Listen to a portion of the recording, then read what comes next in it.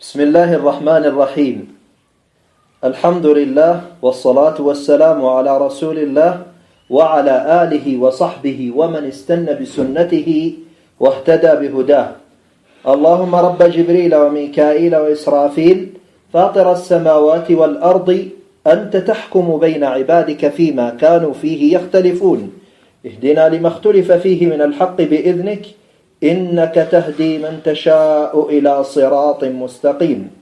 أما بعد، هذا مبحث مختصر في حكم الحديث الضعيف في النبوءات والأخبار والأحداث المستقبلية خاصة في المهدي. المطلب الأول العمل بالحديث الضعيف وما جرى عليه أئمة الحديث والفقهاء.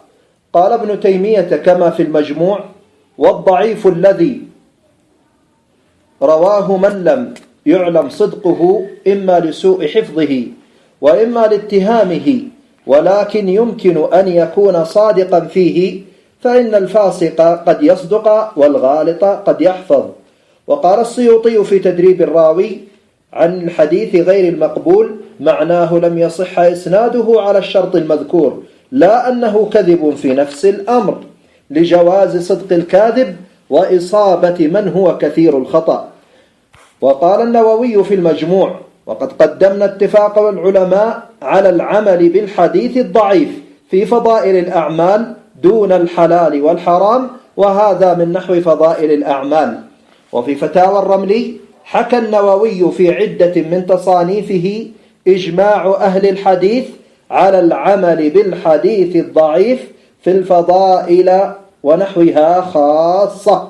وفي مواهب الجليل للحطاب وشرح الخرشي على خليل: فقد اتفق العلماء على جواز العمل بالحديث الضعيف في فضائل الأعمال. وقال علي القارئ في الحظ الأوفر كما في الأجوبة الفاصلة للكنوي: الحديث الضعيف معتبر في فضائل الأعمال عند جميع العلماء من أرباب الكمال. وقال القارئ في رسالته في الموضوعات كما في الأجوبة الفاصلة للكنوي: الضعيف يعمل به في فضائل الأعمال اتفاقا. وقال ابن حجر الهيتمي في شرحه على الأربعين النووية: قد اتفق العلماء على جواز العمل بالحديث الضعيف في فضائل الأعمال، لأنه إن كان صحيحا في نفس الأمر فقد أعطى حقه في العمل به، وإن لم يترتب على العمل به مفسدة تحليل ولا تحريم ولا ضياع حق للغير.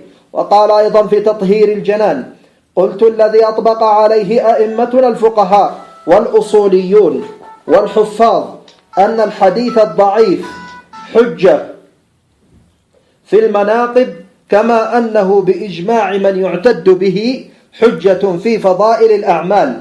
وإذا ثبت أنه حجة في ذلك لم تبق شبهة لمعاند ومطعن لحاسد، بل وجب على كل من فيه أهلية أن يقر هذا الحق في نصابه. ولبعض أهل الحديث في ذلك جواز. قال الخطيب البغدادي في الكفاية في علم الرواية: باب التشدد في أحاديث الأحكام والتجوز في فضائل الأعمال.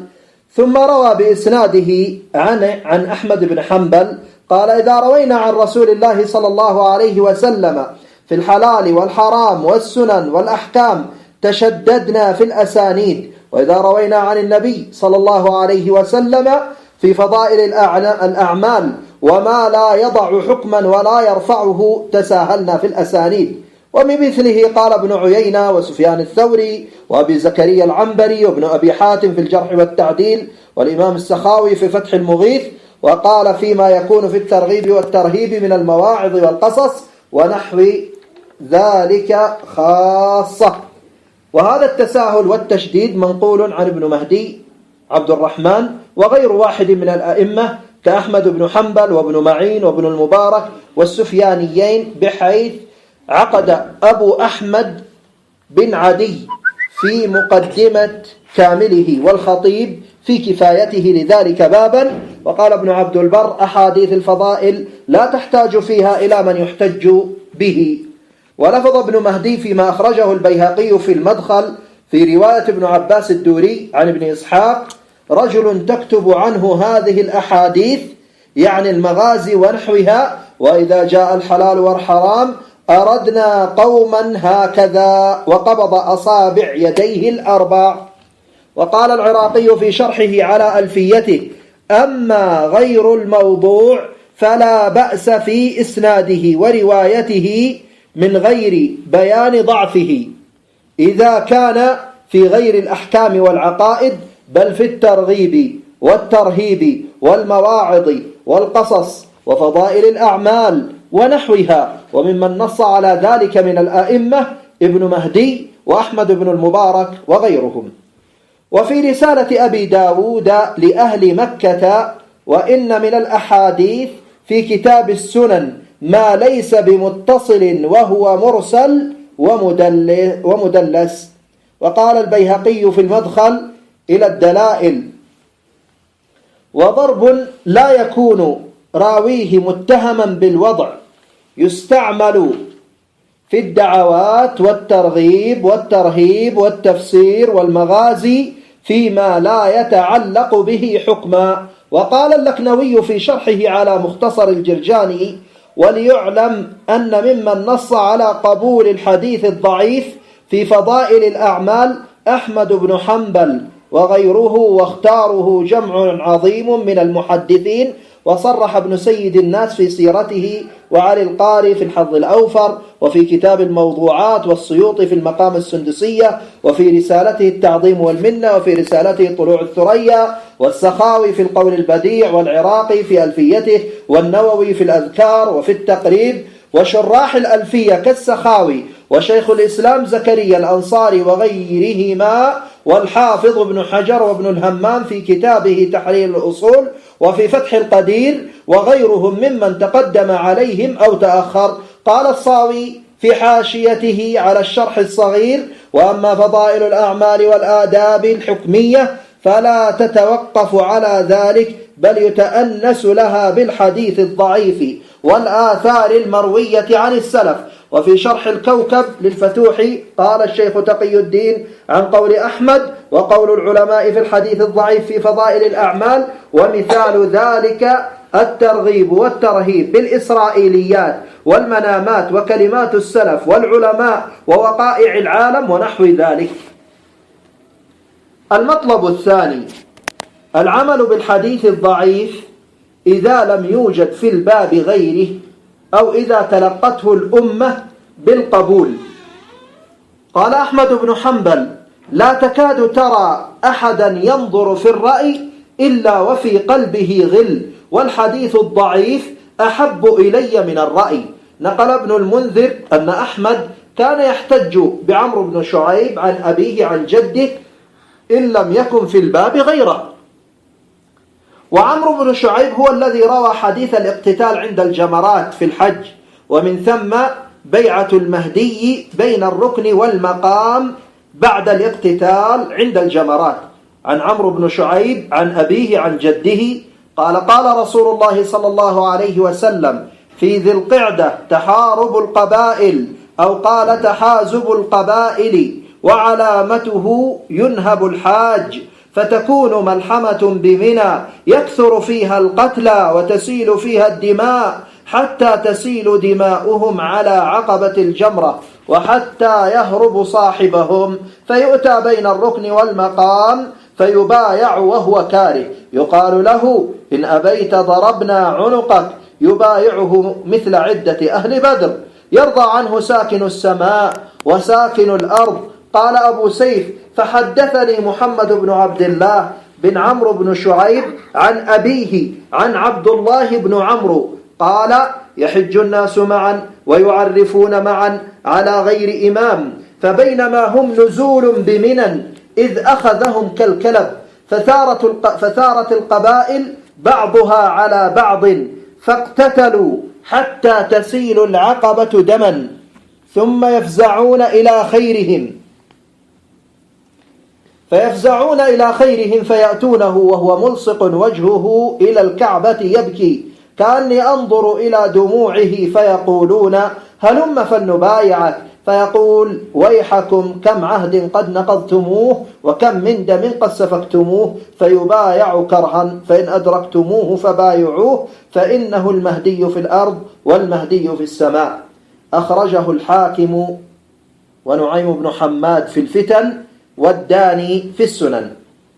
ومن الأحاديث التي تلقتها الأمة بالقبول أحاديث ظهور المهدي في آخر الزمان، وأنه رجل من آل بيت رسول الله صلى الله عليه وسلم، واسمه اسم رسول الله صلى الله عليه وسلم، واسم أبيه على اسم أبيه. وقد روى هذا الحديث عاصم بن أبي النجود، ورواه عنه عبد الله بن مسعود.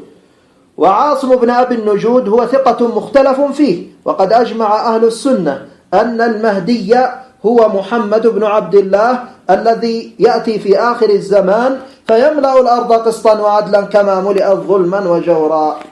يقول عبد العزيز بن باز: فأمر المهدي أمر معلوم، والأحاديث فيه مستفيضة، بل متواترة متعاضدة، وهي متواترة تواترا معنويا لكثرة طرقها واختلاف مخارجها وصحابتها ورواتها وألفاظها، فهي بحق تدل على أن هذا الشخص الموعود به أمره ثابت وخروجه حق، وهو محمد بن عبد الله العلوي الحسني. وقال: والحق أن جمهور أهل العلم بل هو كالاتفاق على ثبوت أمر المهدي، وأنه حق، وأنه سيخرج في آخر الزمان.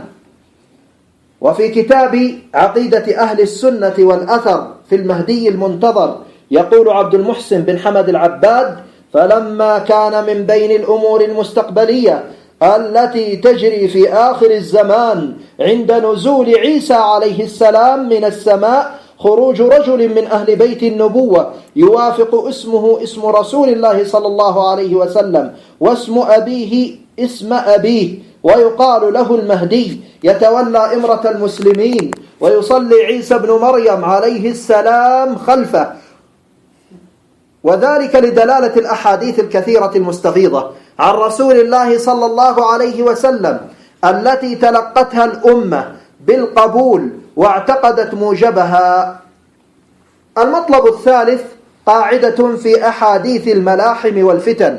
قال حمود التويجري في إتحاف الجماعة في أشراط الساعة، حمود بن عبد الله التويجري يقول: وبعض الأمور التي ورد الإخبار بوقوعها لم تروى إلا من طرق ضعيفة، وقد ظهر مصداق كثير منها، ولا سيما في زماننا، وذلك مما يدل على صحتها في نفس الأمر، وكفى بالواقع شاهدا لثبوتها وخروجها من مشكاة النبوة، وكفى بالواقع شاهدا بثبوتها وخروجها من مشكاة النبوة.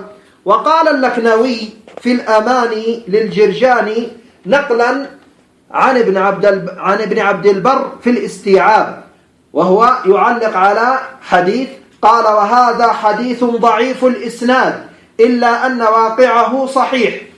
وإذا كان الله تعالى قد احتج على أهل الكتاب بصفة النبي صلى الله عليه وسلم في كتبهم مع أنها قد حرفت وليس لها أسانيد، قال الله تعالى: والذين آتيناهم الكتاب يعرفونه كما يعرفون أبناءهم. وقال تعالى: الذي يجدونه مكتوبا عندهم في التوراة والإنجيل.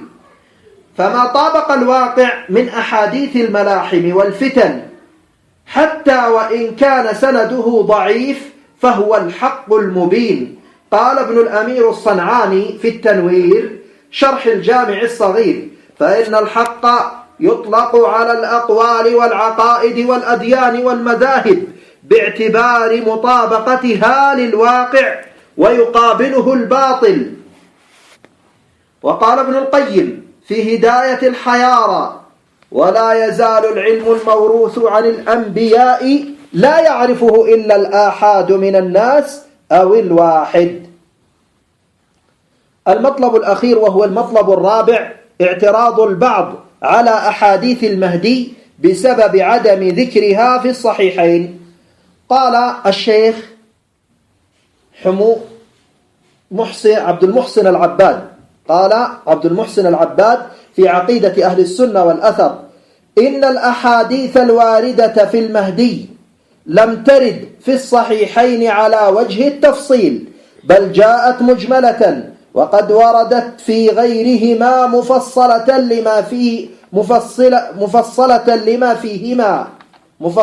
لما فيهما، فقد يظن ظان أن ذلك يقلل من شأنها، وذلك خطأ واضح.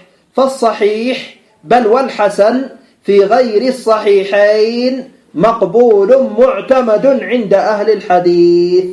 الله على نبينا محمد وعلى آله وصحبه أجمعين.